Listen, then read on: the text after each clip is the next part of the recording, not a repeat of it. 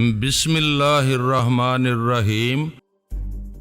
میں سمجھ رہا تھا میں مکمل طور پر روپوش ہوں، لیکن تم لوگوں نے بڑی چالاکی سے مجھ پر نظر رکھنے کے ذرائع بنا رکھے ہیں۔ پلیز ہمیں یہ فضول سا الزام نہ دو۔ اگر تمہیں پورا یقین ہے کہ بدی نے پچھلی رات ہم سے رابطہ نہیں کیا تھا تو پھر سمجھ لو کہ کوئی انجانا خطرہ سر پر منڈلا رہا ہے۔ ایسے میں دیوی کی طرف دھیان جاتا ہے۔ اس نے آتما شکتی یا کسی اور ذریعے سے ہمارے خفیہ کوڈ نمبرز معلوم کیے ہیں۔ ہاں، وہ ایسا کر سکتی ہے، اس پر ہمیں شبہ کرنا چاہیے۔ اس کی پچھلی کارکردگی اور کامیابیاں حاصل کرنے کے طریقوں کو دیکھا جائے تو ان میں وہ ایک طریقہ ہر جگہ آزماتی ہے، اور وہ یہ ہے کہ اپنے مخالف کو ٹریپ کرنے کے لیے ڈمی دیوی بنا کر اس مخالف کے پاس بھیج دیتی ہے۔ اس بار اس نے ایک حسینہ کو ڈمی دیوی نہیں بنایا ہے، نئی چال چل رہی ہے، اسے ایک خلائی مخلوق بنا کر تمہارے پاس بھیج دیا ہے۔ سپر ماسٹر نے کہا، میں تمہاری اس بات سے متفق ہوں کہ پچھلی رات دیوی نے کسی چالاکی سے خلائی مخلوق بدی بن کر تم لوگوں سے رابطہ کیا، لیکن میرے ساتھ جو بدی ہے اس کا دیوی سے کوئی تعلق نہیں ہے، یہ واقعی خلا کے ایک حصے سے آئی ہے۔ کیا تمہارے پاس کوئی ثبوت ہے کہ وہ خلائی ہے؟ یہ ہماری طرح انسان ہے، لیکن اس کا دماغ ہم سے مختلف ہے۔ یہ ہماری دنیا کی کوئی زبان نہیں جانتی ہے، لیکن قدرتی طور پر اس کے دماغ کے ایک حصے میں ٹرانسلیٹر ہے جو ہماری کسی بھی زبان کا ترجمہ کر دیتا ہے۔ وہ ہماری کوئی سی بھی زبان سمجھ اور بول سکتی ہے۔ مسٹر لالاس، تم اتنی بڑی بات اتنے یقین سے کہہ رہے ہو جیسے اس کے دماغ کا ایکس رے دیکھا ہو۔ کیا اس ایکس رے رپورٹ کی ایک کاپی کمپیوٹر کے ذریعے ہمارے پاس بھیج سکتے ہو؟ میں آج ہی بدی کا دماغی ایکس رے کراؤں گا، پھر جیسے ہی رپورٹ حاصل ہوگی اس کی کاپیاں تم تینوں کے پاس بھیج دوں گا۔ بدی نے کہا، اپنے ساتھیوں سے سوچ سمجھ کر وعدہ کرو۔ جب ایکس رے کے ذریعے معلوم ہوگا کہ میرے دماغ کی ساخت یہاں کے انسانوں سے مختلف ہے، اور جب ان مختلف دماغی حصوں کے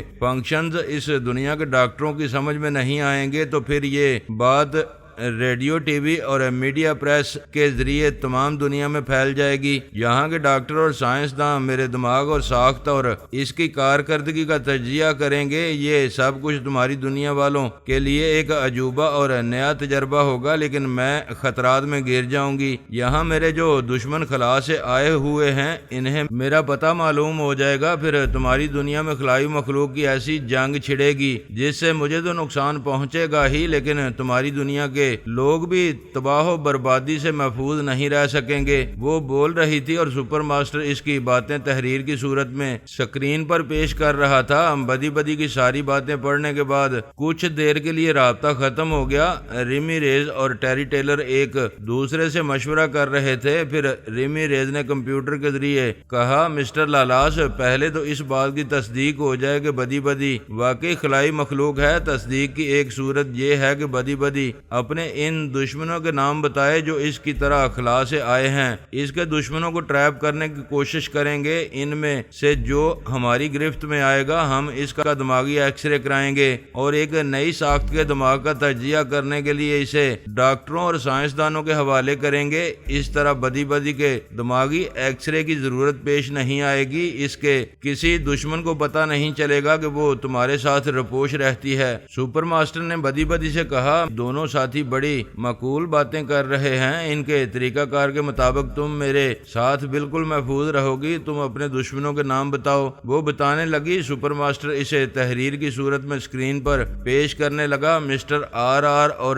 ٹی بدی کی ایک دشمن لڑکی کو ہم سب لکی 7 کے نام سے جانتے ہیں۔ اس کا اصلی نام تمہارا ہے۔ وہ آج کل بابا صاحب کے ادارے میں ہے۔ مسٹر لالاس، کس ادارے کا نام لے رہے ہو؟ ہم اس ادارے کے ایک ٹیلی پیتھی جاننے والے کو بھی اپنے قابو میں نہ رکھ سکے۔ اس کے برعکس ہمیں اپنی سلامتی کے لیے فرانس سے بھاگ کر یہاں آنا پڑا۔ فرہاد نے تمہیں میامی شہر چھوڑنے پر مجبور کر دیا۔ ہم سب نے اس سے چھپ کر رہنے کے لیے مختلف شہروں میں پناہ لی ہے۔ تمہارا عرف لکی 7 کا نام نہ لو، دوسرے دشمنوں کے نام اور پتے بتاؤ۔ پتہ صرف تمہارا کا معلوم ہے۔ بدی باقی دشمنوں کے صرف نام جانتی ہے، اور ان کے نام یہ ہیں۔ ایک شخص کا نام ایمون ابابا ہے، وہ وہ 40 برس کا ایک دانشمند شخص ہے۔ یہ واضح رہ کہ خلائی مخلوق کی دنیا میں 10 دن کا ایک ہفتہ ہوتا ہے۔ اس ہفتے کو وہ ٹیفت 10واں کہتے ہیں۔ 40 دن کا ایک مہینہ ہوتا ہے اور 20 مہینے کا ایک برس ہوا کرتا ہے۔ اس حساب سے ایمون بابا کی عمر ہماری دنیا کے حساب سے تقریباً 67 برس ہو چکی ہے۔ ابھی وہ جوان ہے کیونکہ وہاں 80 برس کی عمر سے بڑھاپا شروع ہوتا ہے، یعنی ہماری دنیا کے حساب سے وہاں کے لوگ 130 یا 35 برس تک جوان رہتے ہیں۔ ریمی ریز نے کہا ہماری دنیا کے لوگوں کو معلوم ہوگا تو وہ 125 برس تک جوانی کے مزے لوٹنے کے لیے خلا کی طرف پرواز کرنے کے لیے زمین سے کئی فٹ اوپر اچھلتے رہیں گے۔ بدی بدی سے کہو وہ ایمون ابابا کا حلیہ اور کوئی مخصوص شناخت بتائے۔ خلائی مخلوق کی اجتماعی پہچان یہ ہے کہ نہ انہیں سردی لگتی ہے نہ گرمی، اور نہ ہی بارش میں بھیگتے رہنے سے انہیں کوئی نقصان پہنچتا ہے۔ وہ ہماری سوچ کی لہروں کو محسوس کرتے ہی گدگدی محسوس کرنے لگتے ہیں۔ وہاں کی عورتیں خوبصورت ہوتی ہیں، مرد بھی خوبرو قدآور اور صحت مند ہوتے ہیں، لیکن ان کے کان بڑے ہوتے ہیں اور سر کا اوپری حصہ اوپر کو اٹھا ہوتا ہے اور پیشانی ابری ہوئی ہوتی ہے۔ ایمون ابابا بھی کچھ ایسا ہی ہے، وہ لاکھوں میں پہچانا جا سکتا ہے۔ ہاں، یہ سب ایسی واضح نشانیاں ہیں جن کے ذریعے وہ بآسانی پہچانے جا سکتے ہیں۔ اب دوسرے دشمن کے متعلق بتاؤ۔ ایمون ابابا کی ایک بیٹی کا نام ایمونا ہے، وہ تمہارا لکی 7 کی سہیلی ہے۔ بدی بدی کی ایک سہیلی کا نام روشنا ہے، پتہ نہیں وہ دنیا کے کس حصے میں بدی بدی کو تلاش کر رہی ہوگی۔ روشنا کے بڑے بھائی کا نام دورا ہے، وہ بڑے کام کا آدمی ہے مگر بھروسے کے قابل نہیں ہے۔ جدھر اپنا فائدہ دیکھتا ہے ادھر لڑک جاتا ہے۔ ادھر دورا مل جائے تو اس کا برین ایکس رے کرایا جا سکتا ہے۔ ایک خلائی مخلوق کی حیثیت سے اس کی پبلسٹی اس دنیا میں ہوگی تو بدی بدی کو نقصان نہیں پہنچے گا۔ خلا سے آنے والوں کی تعداد کیا ہے؟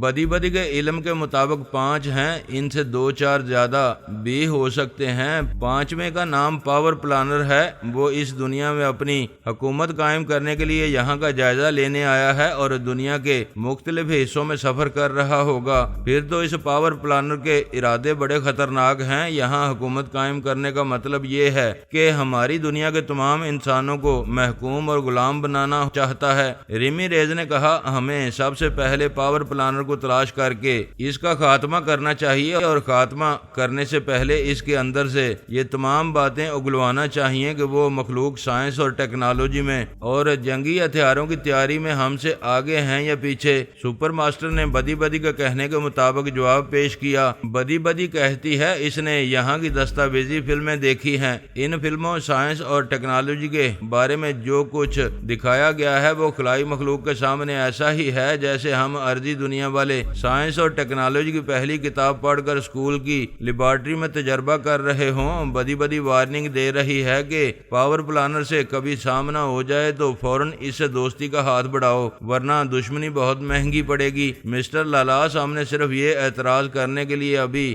رابطہ کیا تھا کہ تم نے ایک عورت کو کیوں رازدار بنایا ہے، لیکن اب اس کی موجودگی سے اور دوسری خلائی مخلوق کے یہاں آنے سے خطرات بڑھ گئے ہیں۔ ہمارے سائنسداں بھی کہتے ہیں کہ خلا میں کہیں ایسی مخلوق ہے جو ہم ارضی انسانوں سے زیادہ ترقی یافتہ ہے۔ ہو سکتا ہے یہ وہی لوگ ہوں۔ اس سے پاور پلانر کے متعلق تفصیلات سے معلومات حاصل کرو۔ تھوڑی دیر تک کمپیوٹر اسکرین سادہ رہی، پھر جواب ابھرنے لگا۔ بدی بدی کہہ رہی ہے خلائی زون میں ان کی آبادی 5 لاکھ افراد پر مشتمل ہے۔ دوسرے خلائی زون کی مخلوق کے حملوں سے بچانے کے لیے پاور پلانر کے زون میں جو فوج ہے اس میں صرف 50 آرمی جوان اور 10 آرمی افسران ہیں۔ تعجب ہے 5 لاکھ کی آبادی کو محفوظ رکھنے کے لیے صرف 60 افراد کی ایک فوج ہے۔ ہاں، ان 60 افراد کے گوشت پوست کے جسم کو ایٹم اور ہائیڈروجن پروف بنایا گیا ہے۔ خواہ کتنے ہی جدید ہتھیاروں سے حملے کیے جائیں، ان ہتھیاروں کے بلٹ، لیزر شعاعیں اور ایٹمی ذرات ان 60 فوجیوں کے جسموں پر لگتے ہی بے اثر ہو جاتے ہیں۔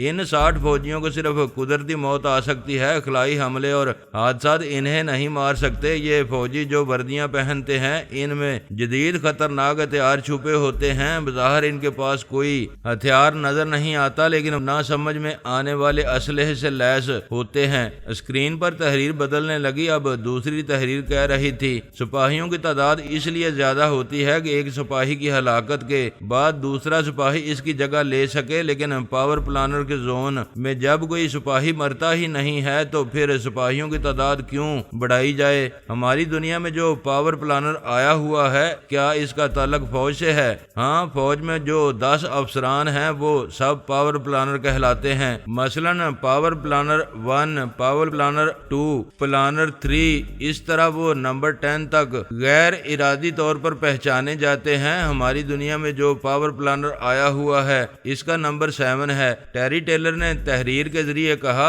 ابھی تو یہ سب کچھ ایک سائنس فکشن لگ رہا ہے، لیکن انسانی تاریخ گواہ ہے کہ انسان نے اپنے محدود علم سے جو کچھ سوچا اور لکھا وہ پہلے دل بہلانے والے دلچسپ خیالات سمجھے گئے، لیکن صدیوں بعد وہی دل بہلانے والے خیالات حقیقت بنتے گئے۔ بدی بدی کے بیان کے مطابق اگر 10 پلانر سے صرف ایک ہی پاور پلانر ہماری دنیا میں آ چکا ہے تو پھر یہ ارضی دنیا بہت بڑے خطرے سے دوچار ہونے والی ہے۔ بدی بدی کہتی ہے کہ خطرے کو دعوت دی جائے تو خطرہ پیش آتا ہے۔ اگر پاور پلانر سے پہلی ہی ملاقات میں دوستی کر لی جائے تو خلائی مخلوق سے دشمنی نہیں ہوگی، نہ جنگ چھڑے گی، نہ دنیا تباہ ہوگی۔ اس کے برعکس یہاں سے غربت اور آلودگی ختم ہو جائے گی۔ یہاں کی زمینوں پر ایٹمی قوتوں سے زرعی پیداوار بڑھے گی، گاڑیوں کا دھواں اور کثافت ختم ہو جائے گی، تمام گاڑیاں اور مشینیں ہائیڈروجن پاور سے چلا کریں گی۔ یہاں کے ممالک میں الگ الگ حکومتیں نہیں ہوں گی، تمام دنیا ایک ہی ملک یا ایک ہی زون کہلائے گی، اور بڑی دنیا کا نظام نہایت آسانی اور مہارت سے صرف 10 پاور پلانر چلایا کریں گے۔ ٹیری ٹیلر نے ریمی ریس سے کہا، یہ آخری بات ناقابل قبول ہے، بلکہ ناقابل برداشت ہے کہ خلائی مخلوق ہماری دنیا میں آ کر حکمرانی کرے اور ہم محکوم بنے رہیں۔ ریمی ریز نے کہا، بے شک ہماری دنیا میں بھی غیر معمولی ذہانت رکھنے والے بے شمار افراد ہیں، اگر ہم انہیں یکجا کریں اور ان کی ذہانتوں سے کام لے کر پاور پلانر کے موت پروف جسم اور اسلحہ بردار وردی کا توڑ کریں تو وہ پاور پلانر 7 ہمارے دباؤ میں رہے گا۔ ہم آج ہی سے دنیا کے ذہین ترین سائنسدانوں، ڈاکٹرز اور تکنیکی ماہرین کی ایک بڑی ٹیم بنائیں گے۔ ہر عمل کا توڑ ہو سکتا ہے۔ ہماری ٹیم کے ماہرین اپنی دنیا کی برتری قائم رکھنے کے لیے پاور پلانر کی تمام صلاحیتوں کا توڑ ضرور کریں گے۔ کیا بدی بدی بتا سکتی ہے کہ ہم پاور پلانر 7 کو اپنی دنیا میں کس طرح تلاش کر سکتے ہیں؟ بدی بدی کہتی ہے، اسے تلاش کرنا مشکل ہے، وہ اپنی غیر معمولی اسلحہ بردار وردی کے ذریعے پہچانا جا سکتا ہے، لیکن اس نے وردی کے اوپر دوسرا لباس پہن رکھا ہوگا۔ دوسری عام پہچان وہی ہے جو پہلے بتائی گئی ہے، یعنی اس کے کان بڑے ہوں گے، سر کا اوپری حصہ اوپر اٹھا ہوگا اور پیشانی ابری ہوئی ہوگی۔ سپر ماسٹر نے تحریر کے ذریعے کہا، مسٹر آر آر اور ٹی ٹی، اب تم دونوں جواب دو، میں نے بدی بدی کو دوست بنا کر حماقت کی ہے یا عقل مندی؟ ہمیں اپنی دنیا کی تباہی سے پہلے خطرات سے آگاہی ہو چکی ہے۔ ہم نے کسی حد تک خلائی مخلوق کے متعلق یہ معلوم کر لیا ہے کہ وہ ایٹم، ہائیڈروجن اور لیزر شعاؤں کو کسی طرح استعمال کر رہے ہیں۔ مسٹر لالاس، تم نے ہم سے مشورہ کیے بغیر بدی بدی کو رازدار بنا لیا۔ اب اس عورت سے ہمیں ہزاروں فائدے پہنچتے رہیں تب بھی یہ بات اٹل رہے گی کہ تم نے اصول کے خلاف کام بھی کیا ہے اور ہمارے اعتماد کو دھوکہ بھی دیا ہے۔ بہرحال بدی بدی کے تمام بیانات اگر درست ہیں تو ہم تمہاری ان غلطیوں کو نظر انداز کر رہے ہیں۔ ریمی ریز نے کہا، غلطیاں سب سے ہوتی ہیں اور تم نے فائدہ پہنچانے والی غلطی کی ہے۔ بدی بدی سے کہو وہ اپنی تمام صلاحیتوں کو بروئے کار لا کر پاور پلانر 7 کو ڈھونڈ نکالنے کی کوئی تدبیر کرے۔ ہم اس پر عمل کر کے پہلے پاور پلانر کو دوست بنائیں گے اور اس کی کمزوریاں معلوم کرنے کی کوشش کریں گے۔ بدی بدی کہہ رہی ہے کہ وہ ابھی تک لکی 7 اور ایمون ابابا جیسے دشمنوں کو تلاش نہیں کر سکی۔ پاور پلانر 7 تو بہت بڑی چیز ہے۔ خلائی مخلوق کو ایک دوسرے سے رپوش رہنے کے بڑے بڑے ہتھکنڈے آتے ہیں۔ بدی بدی کی ہی مثال سامنے ہے، اس نے ہم لوگوں کے پاس پناہ لی ہے۔ خلائی مخلوق میں سے کوئی یہاں نہیں پہنچ سکتا، لیکن ایک اندیشہ ہے جو ڈسک چرا کر لے گئی ہے۔ وہ بہت چلاک ہے، اگرچہ ہم نے بنگلہ چھوڑ دیا ہے، لیکن جانے کیوں ایسا لگتا ہے کہ اس نے ہمارا پیچھا نہیں چھوڑا ہے۔ جو ڈسک لے گئی ہے اور جو ہمارے سپر ماسٹر پر تنویمی عمل کرنا چاہتی تھی، اس کا نام ثانی ہے۔ یہ پہلی بار ایسا ہوا ہے کہ بدی بدی نے اسے ناکام کر دیا، سپر ماسٹر کو اس کا تابعدار بننے نہیں دیا، ورنہ ثانی کے بڑھتے ہوئے قدموں کو ہم میں سے آج تک کوئی نہ روک سکا۔ سپر ماسٹر نے کہا، فرہاد نے مجھے میامی شہر چھوڑنے پر مجبور مجبور کر دیا۔ مجھے امید ہے بدی بدی میرے ساتھ رہے گی تو فرحاد کو بھی ثانی کی طرح مجھ سے دور بھگاتی رہے گی۔ ویسے ہمارے لیے یہ دنیاوی دشمن کچھ کم نہیں تھے کہ اب خلا سے دشمن برسنے لگے ہیں۔ ہم چاروں کو اب اپنی دنیا کے نامور سائنسدانوں، ڈاکٹروں اور تکنیکی ماہرین سے فوراً رجوع کرنا چاہیے اور یہ یقین رکھنا چاہیے کہ ہماری دنیا کے بہترین دماغ پاور پلانر کو خلا میں واپس بھاگنے پر مجبور کر دیں گے۔ انہوں نے یہ طے کیا کہ فی الحال وہ فرحاد اور ثانی سے محفوظ ہیں، اس لیے اطمینان سے اپنی اپنی رہائش گاہ میں رہ کر پاور پلانر کو ٹریپ کرنے کے سلسلے میں منصوبے بناتے رہیں گے۔ اب وہ چاروں بڑی حد تک بدی بدی پر بھروسہ کرنے لگے تھے۔ اس پر بھروسہ کرنا ان کی مجبوری تھی۔ وہ اس عورت کی رہنمائی کے بغیر پاور پلانر 7 تک نہیں پہنچ سکتے تھے۔ کسی مرحلے پر خلائی مخلوق کی زبان کو سمجھنا پڑتا تو ایسے وقت بدی بدی ہی کام آ سکتی تھی۔ اسرائیلی حکام امریکہ کے سائے میں سیاسی طور پر مستحکم تھے۔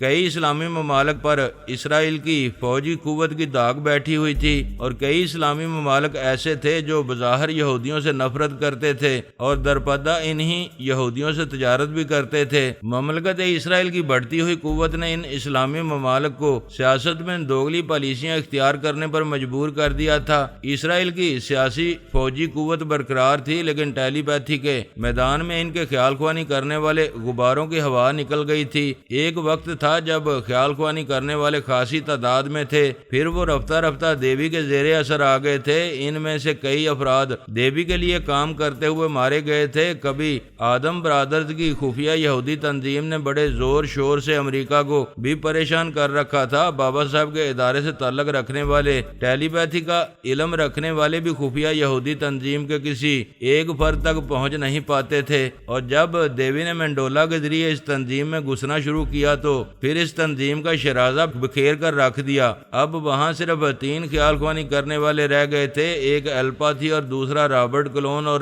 تیسرا مارکوس بریٹن تھا، لیکن یہ تینوں اچھی طرح جانتے تھے کہ وہ دیوی کے معمول اور تابع دار ہیں اور اس کی اجازت کے بغیر کسی دوست یا دشمن کے دماغ میں نہیں جا سکیں گے۔ برین آدم ٹیلی پیتھی نہیں جانتا تھا، لیکن غیر معمولی ذہانت کے باعث خفیہ یہودی تنظیم کا سربراہ بن کر رہتا تھا۔ دیوی نے اسے بھی اپنا تابع دار بنا لیا تھا۔ ادھر چند ماہ سے دیوی بھارت اور فرانس کے معاملات میں ایسی الجھی رہی تھی کہ اس نے یہودی ٹیلی پیتھی جاننے والوں کو وقتی طور پر نظر انداز کر دیا تھا۔ اسے یقین تھا کہ آئندہ جب چاہے گی پھر ان کے دماغوں پر حکومت کرنے لگے گی، اور اب تو وہ نامعلوم مدت کے لیے زیر زمین چلی گئی تھی۔ زمین پر رہنے والے تمام دشمنوں اور دوستوں سے رابطہ ختم کر دیا تھا۔ برین آدم بہت مایوس اور دل برداشتہ تھا۔ اس کی سمجھ میں نہیں آ رہا تھا کہ کس طرح دیوی سے نجات حاصل کرے۔ پھر اسے اطلاع ملی کہ امریکہ سے دیوی کے قدم اکھڑ گئے ہیں۔ نئے خیال خوانی کرنے والے سپر ماسٹر نے سابقہ سپر ماسٹر اور دیوی کے تمام محکوم فوجی افسران کو ہلاک کر دیا ہے۔ اس طرح اب دیوی نہ تو نئے ٹیلی پیتھی جاننے والوں کے اندر پہنچ سکتی ہے اور نہ ٹرانسفارمر مشین کا سراغ لگا سکتی ہے۔ یہ بڑی خوش آئند اطلاع تھی۔ برین آدم نے فون پر الپا سے رابطہ کیا اور کہا امریکہ میں انقلاب آ گیا ہے۔ نئے سپر ماسٹر نے دیوی کے تمام محکوم ٹیلی پیتھی جاننے والوں کو ہلاک کر دیا ہے، ہمیں بھی کچھ کرنا چاہیے۔ الپا نے کہا یہی تو سمجھ میں نہیں آتا کہ کیا کیا جائے، ہم بھی ایک ہندو دیوی کے تابع دار بن کر رہ گئے ہیں۔ یہ سوچ سوچ کر ذلت کا احساس ہوتا ہے۔ ایسی غلامانہ زندگی سے تو موت اچھی۔ وہ دیوی ہمیں خودکشی بھی نہیں کرنے دے گی، ہماری زندگی موت اس کی مٹھی میں ہے۔ برین آدم نے کہا شاید اب ایسا نہ ہو۔ نئے سپر ماسٹر نے دیوی سے نجات حاصل کی ہے۔ اس سے پتہ چلتا ہے کہ دیوی آج تک دوسرے معاملات میں الجھی ہوئی ہے۔ کئی دن گزر چکے ہیں، اس نے ہم سے بھی رابطہ نہیں کیا ہے۔ ہمیں اس کی عدم موجودگی سے فائدہ اٹھانا چاہیے۔ ایسا نہ ہو کہ وہ چھپ کر ہماری یہ باتیں سن رہی ہو۔ ابھی تو خاموش رہے گی، مگر جب ہم کسی پلاننگ پر عمل کریں گے تو وہ ہماری پلاننگ کو ناکام بنا دے گی۔ کوئی بات نہیں، اگر وہ ہمیں ناکام بنائے گی تو بنانے دو۔ اس سے نجات حاصل کرنے کے لیے ضرور کچھ کرنا چاہیے۔ ہمارے ملک کی سب سے پرانی اور وفادار خیال خوانی کرنے والی میں چاہتا ہوں پہلے تمہارے دماغ سے دیوی کا تنویمی عمل ختم کیا جائے۔ جی ہاں، پہلے میں نجات حاصل کر لوں گی تو آپ کا اور اپنے 2 ٹیلی پیتھی جاننے والوں کا برین واش کر دوں گی۔ دیوی کا جادو ہم سب کے سروں سے نکل جائے گا۔ تو پھر تم ابھی میرے پاس چلی آؤ، میں ایک ہپناٹزم کے ماہر کو بلا رہا رہا ہوں، ہماری بہتری اسی میں ہے کہ یہ کام جلد سے جلد ہو جائے۔ ایلپا نے ریسیور رکھ کر لباس تبدیل کیا، پھر وہاں سے برین آدم کی طرف چل پڑی۔ خفیہ یہودی تنظیم کے جتنے افراد تھے وہ سب برین آدم کو بگ برادر کہتے تھے۔ اس نے نمبر ڈائل کر کے رابطہ کیا اور کہا، میں انٹیلیجنس کا چیف بول رہا ہوں، ابھی تم کسی پر تنویمی عمل کرو گے؟ اس کے دماغ کو دیوی نے اپنی آتما شکتی سے قابو میں کر رکھا ہے، لہذا پہلے تمہیں دیوی کے تنویمی عمل کا توڑ کرنا ہوگا۔ اس نے کہا، سر، میرا ایک دوست مجھ سے زیادہ ہپناٹزم کا ماہر ہے، اگر دیوی مداخلت کرنے آئے گی تب بھی اس کے عمل میں رکاوٹیں پیدا نہیں کر سکے گی۔ اگر آپ اجازت دیں تو میں اسے ساتھ لے آؤں، ہمیں ایسے ہی ماہر کی ضرورت ہے، اسے فوراً لے آؤ۔ ایلپا برین آدم کے بنگلے میں آ گئی۔ تھوڑی دیر بعد ہپناٹزم کا ماہر اپنے دوست کو لے کر آیا۔ ایلپا اور برین آدم نے حیرانی سے اس کے دوست کو دیکھا، وہ عام انسانوں سے ذرا مختلف تھا۔ اس کے دونوں کان ذرا بڑے تھے، سر کا اوپری حصہ ذرا اٹھا ہوا تھا اور پیشانی چوڑی اور ابری ہوئی تھی۔ برین آدم نے پوچھا، یہ کون ہے؟ پورے اسرائیل میں اور خصوصاً تل ابیب میں ایسا شخص پہلے کبھی نہیں دیکھا ہے۔ یہ تمہارا دوست کیسے بن گیا؟ یہ کس ملک سے یہاں آیا ہے؟